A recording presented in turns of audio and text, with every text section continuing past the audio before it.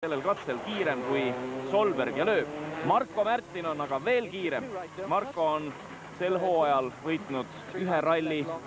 Rallivõit on suur asi, võib teisipidi öelda, et on võitnud ainult ühe ralli.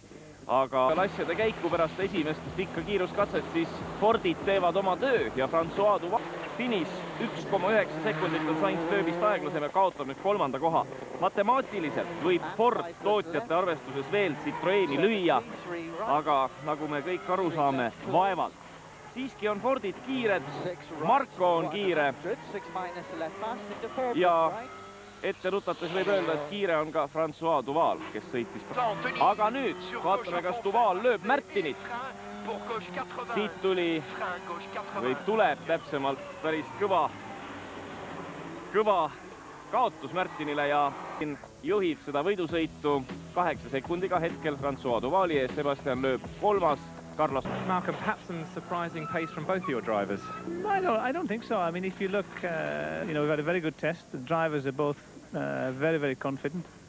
No ilm muutub, rehvi valik on tähtis ja praegu me näeme, kuidas Märtin ja Duval siin arutavad ja vaidlevad.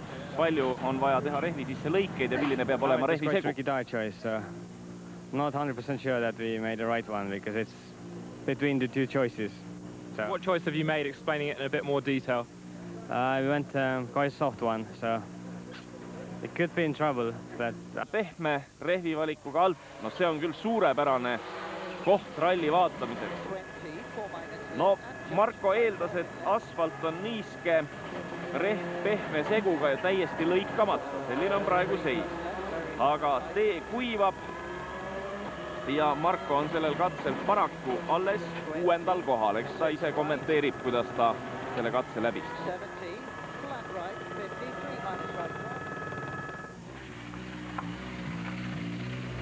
Completely wrong tire choice.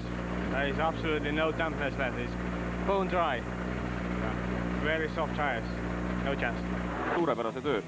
Noh, vaatame tabelit. François Duval juhib, Märtin kaotab talle nüüd 14 sekundit. Sainz, Sebastian Loeb, olles jälle 3. kohal tagasi. Marko Märtin on järgmisel aastal, no ütleme siis veel väidetavalt sõlminud lepingu Peugeot'ga ja see on teda võib-olla natuke erksamaks teinud. See katse sobib tema stiiliga ka. Katse on selline hästi kiire ja sujuvalt puhta trajektooriga saab sõita, aga Duvaliga tuleb umbes sama aeg. Ja kui me vaatame edetabelit, siis Loeb on praegu turvaliselt 3. tema ainus konkurent maailmameistrivõistluste tiitlile. Peter Solberg on 7. nii et päeva sõidab täiesti sileda rehviga, olles võtnud suure riski. Ja siin eksis nüüd selle sama koha peal, eksis Veng ja Robert eksib rohkem. See slik sile rehv ei andnud siin üldse pidamist ja Roberti lõppeda sõiduvea tõttu. Küll on teda hoiatatud, aga lihtne pole siiski just selle lombi eest. Marko Märtin alustab 2. kohalt. Esimesel päeval mõnda aega juhtis, aga siis läks rehvi valikuga alt. Täna on pehme seguga stikid Markol all ja need hoiavad teda tee peal küll. Loebist kiirem, uskumatu. Duval sama koha peal väga puhtalt läheb ja on enesekindel.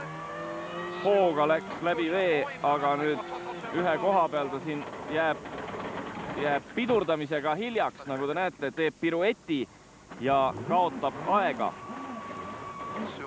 Vahe Markoga oli 15 sekundit, aga see viga läks Duvalile kalliks maksma. Võib küll tunduda, et selline uuesti üles saada ja kuigi ralliautod teevad seda väga kiiresti, siis ikkagi sekundeid läheb kaduma.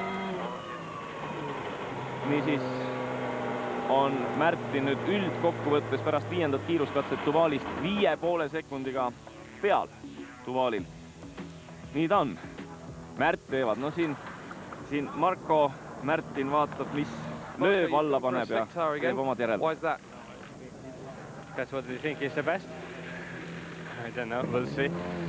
Like Sebastian is on a wet tire, so we're on a slick, so we'll see afterwards, who knows best. Selline rõõmus nägu. 40 minutit enne starti 100. Kuidas see kõik mõjub? No, Loeb võtti François Duvaliga. Ja see rehvivalik nüüd õigustas ennast. Marko võtab 3. katsevõidu. Hea sõit. See rehv, mis sai alla pandud, töötab suurepäraselt. Marko ei ole ju ka kunagi asfaldirallit võitnud, kuigi möödunud hooajal oli ta asfaldikatsete, üksikute katsete võitude poolest väga edukas. Siis ralli jõuab poole peale. Fordid pusivad omavahel, 17 sekundit on vahetki mõttes muutunud ja Lööb on valinud siin täisliki. Marko Märtilil on samasugused rehvid all, kõva seguga. No, talle need eriti ei istu, aga tulemus on hea. Citroenist on ta nüüd 10 sekundit kiirem. Näeme, millised on käigud, millised on kiirused. Praegu kolmanda käigu kurv ja täpselt siis käikude järgi on koostatud ka WRC autode legend. Kurv, mida saab läbida teise käiguga, kannabki nime teise käigu kurv, ehk siis on vaatamata väidetavalt katkisele väljele on ta kiire. Võtab 7 sekundit tagasi, no Markoga siiski 10 jääb nüüd vahet. Põnevaks läheb, poisid sõidavad omavahel. Duval ja Märtin ei võista ainult omakeskis, sellel rallil on kurvides suured gravitatsioonilised koormused. You have a big crash like Marco Martin in the damp in Corsica last year. The G-forces can be 4 times higher than those. Oma asjadega siin hakkama saama ja sõidetakse edasi järgmistele katsetele. Libe. Siin vahepeal oli selline jutt ja vaadake, kuidas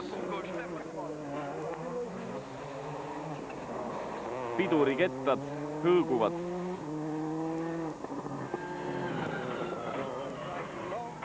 Kiirem on siiski Marko Märtin sellel katsel. 11